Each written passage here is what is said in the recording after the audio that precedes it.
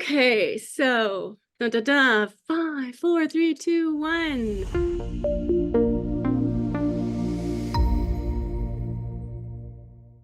Take a deep breath. Mm. Hello and welcome to another episode of Heart Wild Podcast. I am thrilled today to be sitting here with singer-songwriter Brandon Mills. Hello and welcome. Hello, it's so good to be here. It's nice to reconnect with you. It's so good to see you too. Thank you so much for taking the time. I always like to start these conversations with letting the audience know how you and I met, because Mhm. it's always an interesting story.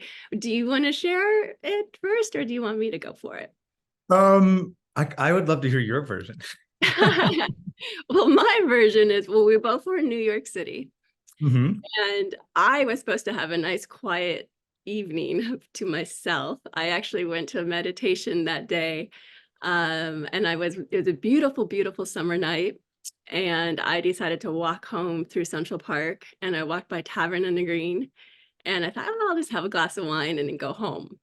And 2 phone calls later, and a mutual friend of ours showed up, and some more friends showed up, and actually Tavern on the Green had closed. They were closing down, and all of a sudden this person hops over the fence and comes our way, and it's you.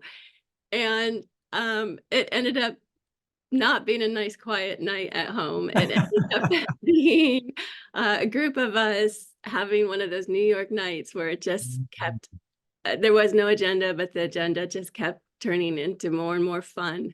And I know we ended up dancing and singing and just having, I don't know, a blast all night long.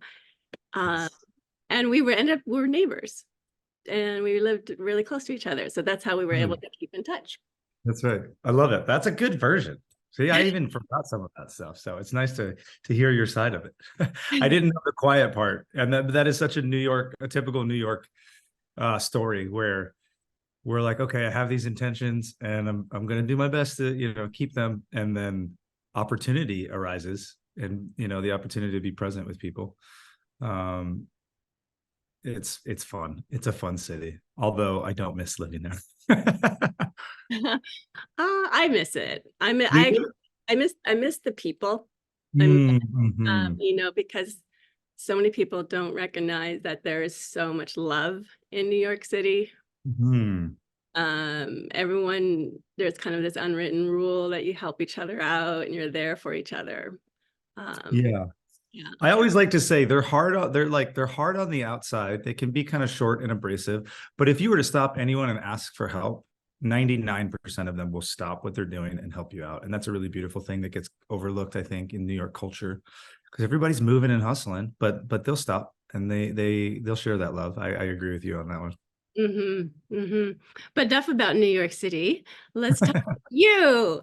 So I know you are doing really, actually, when I first met you, you were trying to make it as a singer and a songwriter, and actually you are now able to be full-time singer, songwriter, establish yourself, as this is what you're doing now. Um, your music is your message, and your message is your music. Mm-hmm.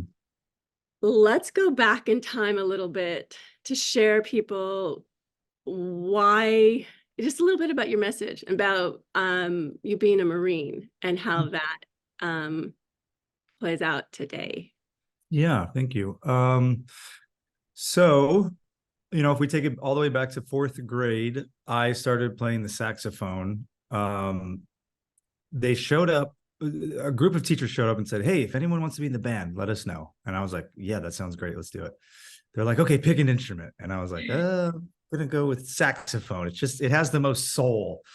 And so I picked up the saxophone and I just became like, I would hopefully say healthily obsessed with it.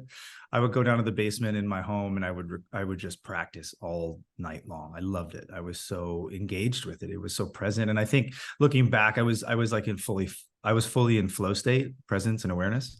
And that's how I still feel with music on a good day. So I joined the Marine. So fast forward, I joined the Marine Corps at 19 years old, and I joined a really difficult unit, but one that was busy and active in both Afghanistan and Iraq. And I kept going back to music being my only really guiding medicine for my healing. And it allowed me to have an artistic outlet to express the challenges, the pain, the grief, the suffering, the discontent, the challenge that is military life. And I would put these in songs, you know. And so I remember in Afghanistan and Iraq, I would sneak down to the chapel, and there was usually nobody there. And there was usually a guitar there. And I would just sit there, whether it was on the pew or there was a prayer room that used to be an old shower. So it had like amazing acoustics. And I would just sit there and pen songs and just write. And really it was my spiritual practice. It was a connection with spirit, infinite intelligence. I called it God at the time. And I would do worship. And in that desire to express and process as an artist, some of these songs came out.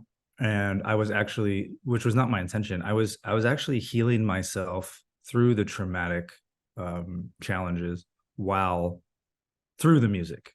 And that is something I really didn't know at the time. But I always remember, like, it's very obvious. I always remember, you know, leaving the chapel and just feeling a little bit better, like a little cleaner, a little, you know, a little more processed, if you will.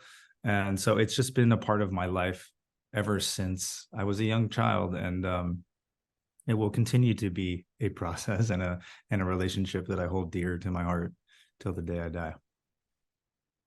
So songwriting for you is your therapy.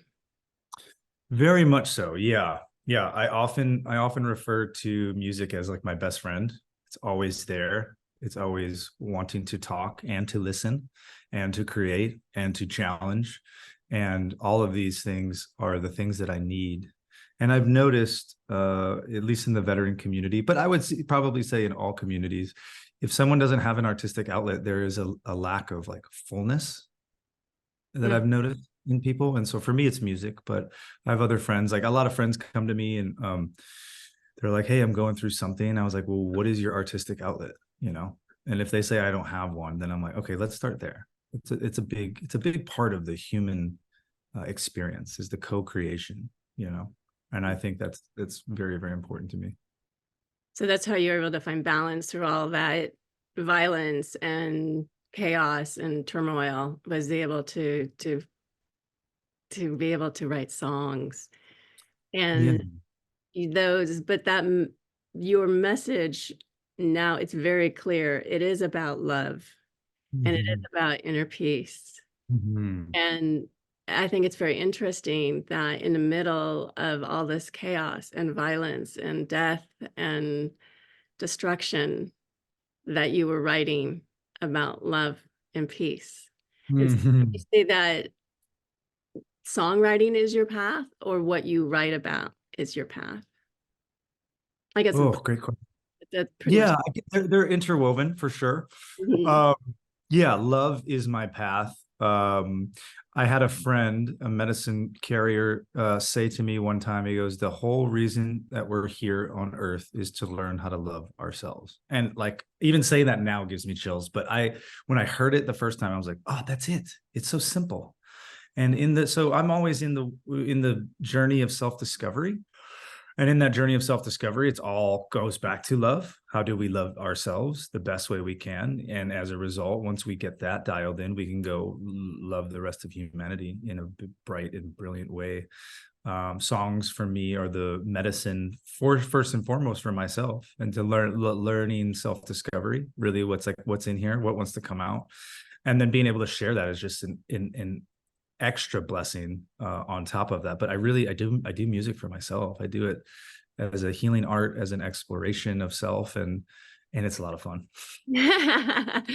But it helps you, and so Mhm. being able to share it with others is able to help others as well. That's the goal. That's Yeah. the goal. I was like, I hope this resonates with you. And I've had a lot of people come into my life and say, hey, this really hit me at the right time. The words and the lyrics and the poetry of all this hit my heart at the right time and provided the healing that walked me through a difficult time. Or and again, that's not really the focus when I'm writing, but it's a beautiful like fruit of the labor. Just it came from your heart. It was something that spoke to you, but if it's able to connect with someone else, that's just an added bonus. It's so cool. It's one of my favorite reasons for doing this, although it's not like the primary focus, ironically. Um, but yeah, and as I heal, I give other people permission to heal around me. And as I go through and walk through with my most authentic voice, I can say, hey, I was here. This is how I got through it, or I was here and this is how it impacted me, and give other people permission to feel and process the same way, or whatever way they need to, But there's a great connection. There's a great permission given in good art to dream and to heal and to process and to grieve and all the things that we do as artists and human beings. So in that, I find a lot of purpose. Hmm. And so because even since I've met you, you've evolved quite a bit. I've evolved, we're constantly growing, we're constantly changing. How do you navigate yourself through that growth as you discover yourself more? How you know? That's such a great question. And it's like, we could talk about that for 2 hours, I think, but I'll try to give you like maybe the more concise version.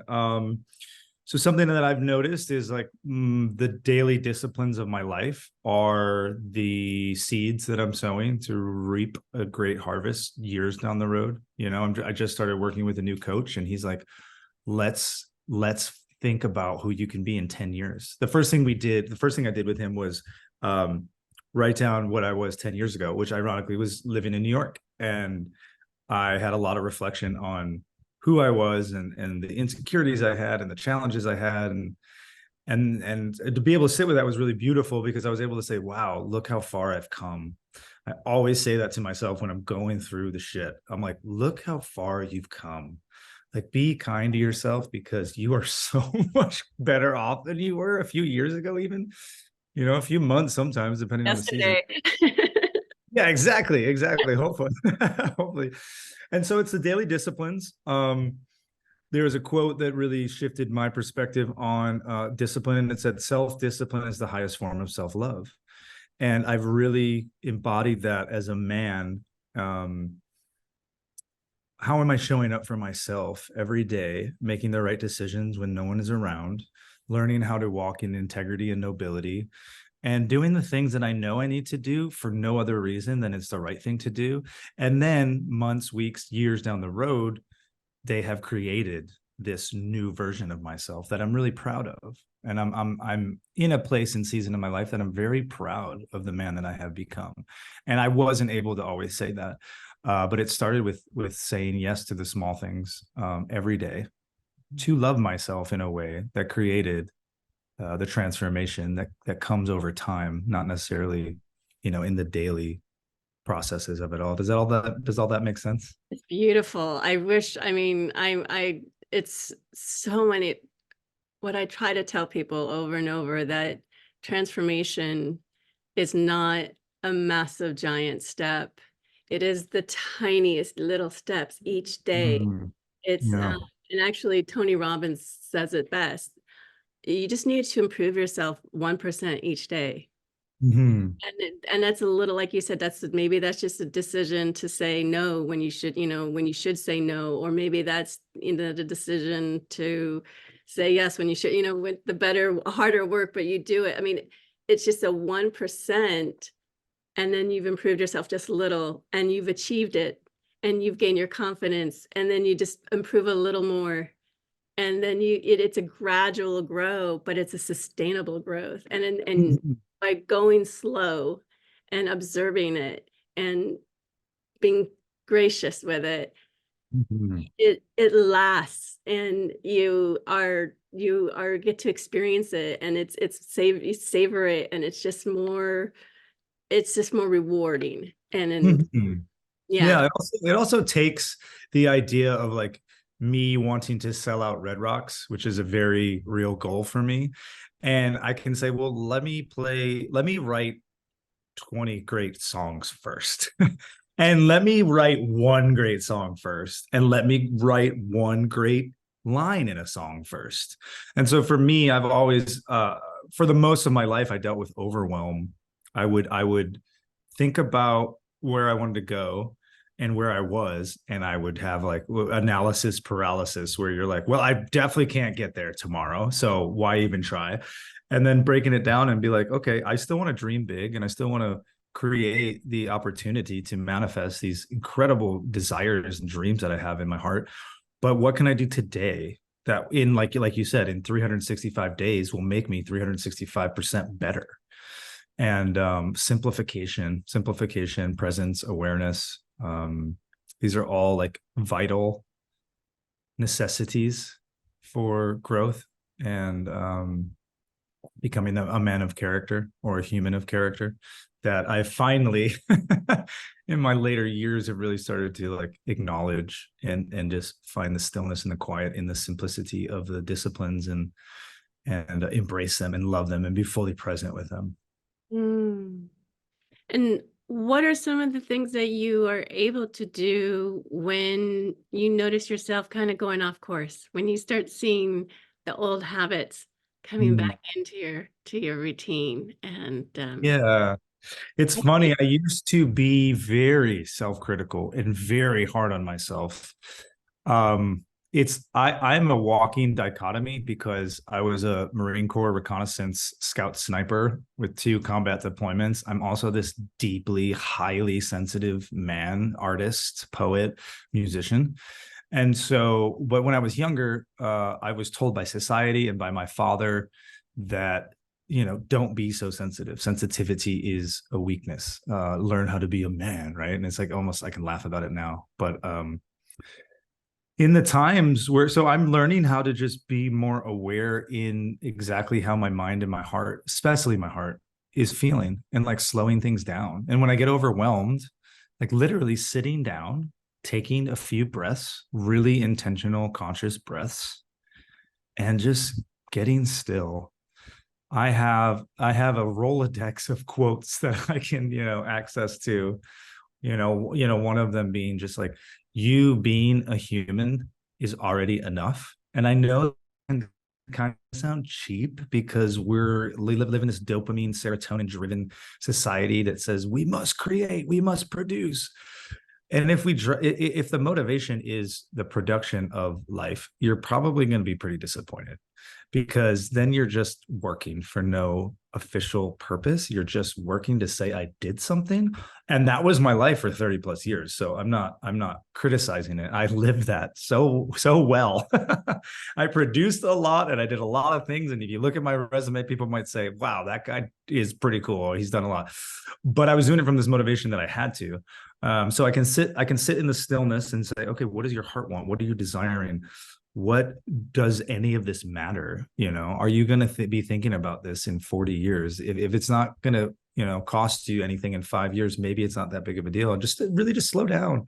We move so fast, and finding stillness, finding connection with heart, um, and then just kind of sometimes taking a bird's eye view at things and saying like, does this need to be as big of a deal as you think, as you're making it?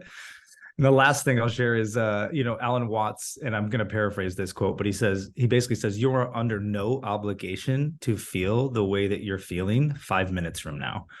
And mm, it's just like reminding myself how much I'm in charge of my internal space. I've become a man of like absolute sovereignty in my own space internally, where it doesn't really matter what's going on outside. I can stop and be still and check in with this and know that this is already enough. We're dialed in. We're breathing. We're living. What a miracle to be alive. And that is usually a great reset for me.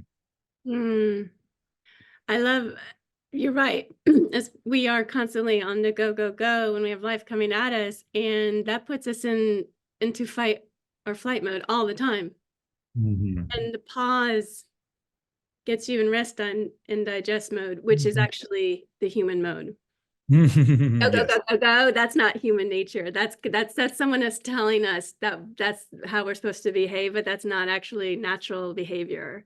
Uh, Right. Right. if you look at nature, look what the animals are doing. They're resting, they're taking their time because that's the natural way, that's the natural state that we're supposed to be in. I So love that. when you pause, you're actually putting yourself into your natural human, you're becoming a human is what you're Yeah. doing. Human being. Yeah. Human being, not human doing. I totally get it. I walked around in my sympathetic nervous system for 30 plus years until I learned like, oh wait, this is not the natural state, you know? And so, but I still get in there, you know? And so, but now I have the tools. I have the tools. Exactly. Yeah. Yeah, because we've been in that state for so long that we've been programmed and wired that way. And all the work, the self work, what we're doing is to rewire, and that Mhm. takes time. And so, of Mhm. course, sometimes those little wirings are going to go back to the older ways until we Right. really keep the rewiring going. Yeah. Um, you do, I mean, I know your words and your songs have great message, but you also love to share a lot of your knowledge on social media. You share a lot of, you're very open about Mhm. personal work and your wisdom. What are some of your favorite, what's your favorite lesson recently that you shared with people? Ooh. I am reading a book by Rick Rubin. And for those of you who don't know him, he's probably, he's without a doubt one of the most influential music producers of all time. And you pretty much look at any category of music, and he has had a successful album with a successful artist in that genre. He's mesmerizing, and he's basically this big, beautiful teddy bear of a Buddhist monk. But I'm reading his book. It's called The Creative Act: A Way of Being, and he talks about abundance. And I just shared this post yesterday, I think, but he basically talks about abundance. So we need to look at creativity and our lives and our expression of self as an act of abundance, and the things that we give away and the things that we create and the things that we think about magnify, right? And so all of these things need to be a constant momentum, a waterfall of sorts, a river, if you will, of receiving downloads from creator and giving them away in forms of expression of humanity, whether it's a song or whether it's an act of kindness, and then that they get replenished. And I've noticed this in my life with abundance. I used to be in a poverty mindset, um, lacking, scared. Where's the rest of the money going to come?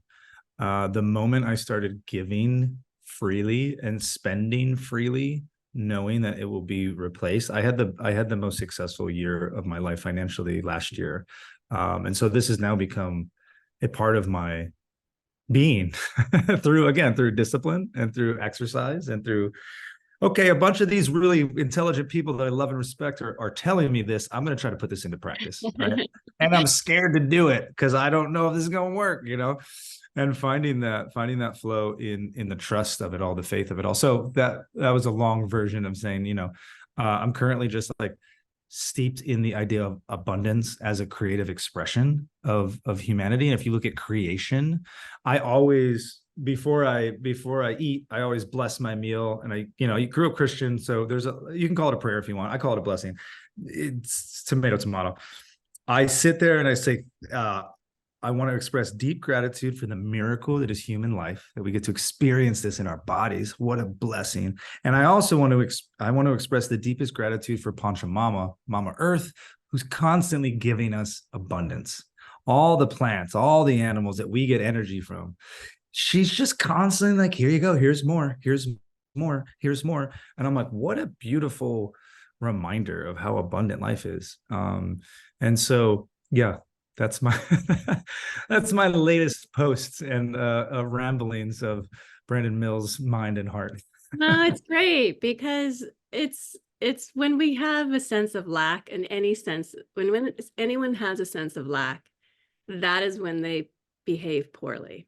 Hmm. When someone has, everything they need, if they feel they have their food, they've had their shelter, they have their love, they have their basic needs taken care of, then they behave well Hmm. because they are in a good place. So a sense of lack, it could be just lack of food, lack of confidence, lack of shoes, whatever. Sure. That sense of lack is when people behave differently. They behave in a defense, fight or flight mode. So when you are able to shift your perspective and see everything that you have, instead of looking at what you don't have, but you look at what you have, you diminish the sense of lack.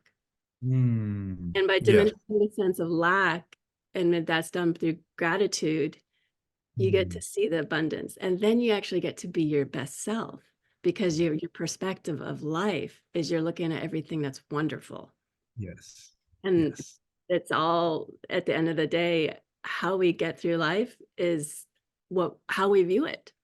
And if you Hmm. view it all the beauty, then your life is going to be beautiful. Hmm. Yes, Advice. absolutely. Beautiful advice. Well said. um If you could describe yourself, your message that you're trying to share with people in one word, what would that one word be? Oh my goodness. So my intuition was love, Mm. but I want to be a little more thoughtful and I want to go deeper. I want something to be like hit a little hunger, a little harder. Hmm. I think I'm gonna say like abundance. Mhm. Yeah. Yeah. Mhm. And I think that's probably because we just talked about it for 5 minutes. No, but it is. I would say that that is you. You have abundance within yourself, and that you feel good about yourself. You have an abundance of that, abundance of creativity, and then Mm. you have an abundance of wanting to share it because Mm. that's your path. Thank you. I'll Yeah. take it. Ah, it's great. It's gorgeous.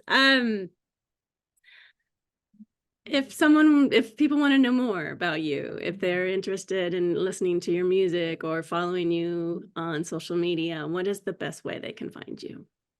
Yeah, so I normally I'm pretty active on Instagram and it's Brandon Mills, Mills music. That's where, and there's links to everything. So Spotify, Brandon Mills, iTunes, Amazon Music, every digital streaming platform. I have a website, but who uses websites anymore? I know. I think and we'll have it in the notes. I think from my experience watching your Instagram feed is the best way to hear about your latest music and hear what messages you have going on. So, and Yeah, we'll make that's sure that people can have access to that. Thank you so much for taking the time to share about your uncaged heart and how you have found your path and you are sharing love with the world. It's just been a great experience talking to you. And yeah, until next time, thank you so much. appreciate the invite.